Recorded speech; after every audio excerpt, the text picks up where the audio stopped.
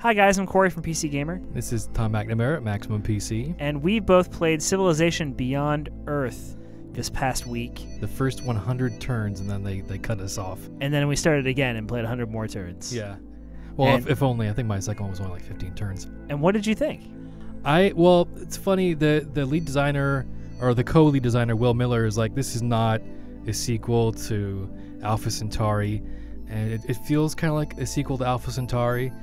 They're not calling it that for one reason because they didn't get the rights to the name, I guess. Legal reasons. But he swears that that even if they had gotten the IP, that they would not have used it. I like how it's the franchise is getting away from the historical constraints that it had before, right? In a lot of ways that, Alpha Centauri did.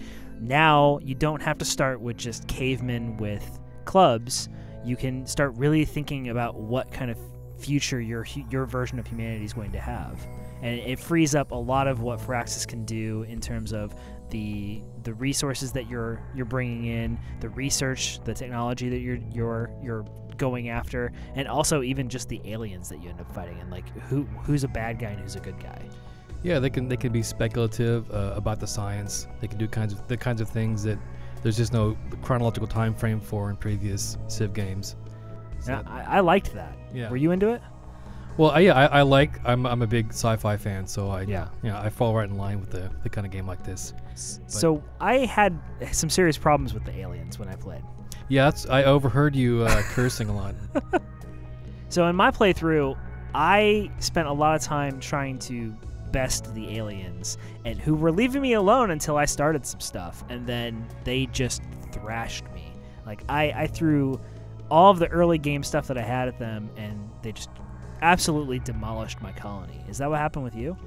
Well, I kind of took the hippy-dippy route and decided to hug some trees. Were you going for like the harmony path? Were you trying to become one with the alien planet? Well, what I noticed was that with my explorer unit, the scout unit, he was taking damage from these poison clouds around the map, and I was like, well, this sucks because I don't want him to die, and I don't want to take time healing it back up. Yeah, that's the miasma. Right, the miasma, and the harmony path has an upgrade where you actually gain health from those clouds instead of losing health. So it's like, that might come in pretty handy.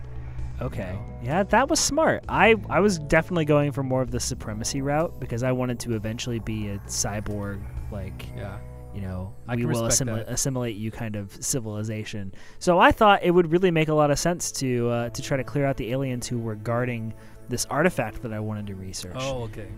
I thought it was interesting, though, that when you do get to one of these locations, unless it's a resource pod, that's like you can get energy or you can get a satellite that way, and that'll get you energy, which is the currency of the game instead of gold. It takes like 5 turns for your explorer unit to excavate that area, and he only has 1 kit for that. And when he's out, he has to go back to town and get another kit. If you start building in the right path, you can get more kits for those explorers. Okay. That's what a developer told me, but yeah, I only had the 1, and I could only send them out on certain missions. Yeah.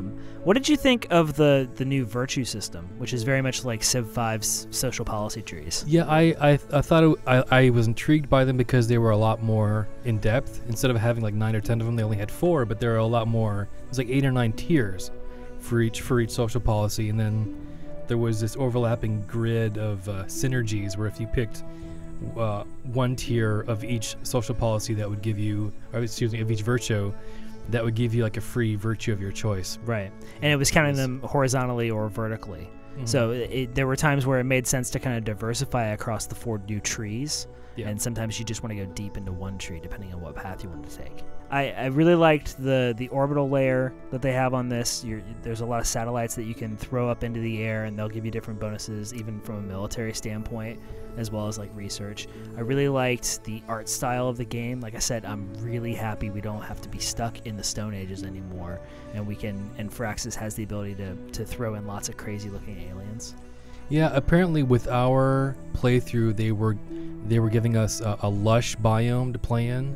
So there was a lot of exotic colors, and there were things that you don't usually see in a Civ game. Like there was these canyons that you can't traverse if you're a ground unit, and then there's these huge craters where I guess asteroids or other objects have landed, and there's really There's these exotic creatures and critters crawling along, and I guess those are the alien versions of like horses and pigs, Right. and other resources. And some of those aliens are actually they might kill you or attack you if you get close. So you have to figure out how to distinguish what is dangerous and what isn't, and what can you take advantage of, and what can you ignore. And this is only one of a few biomes that they're going to have available. Right. There are desert planets.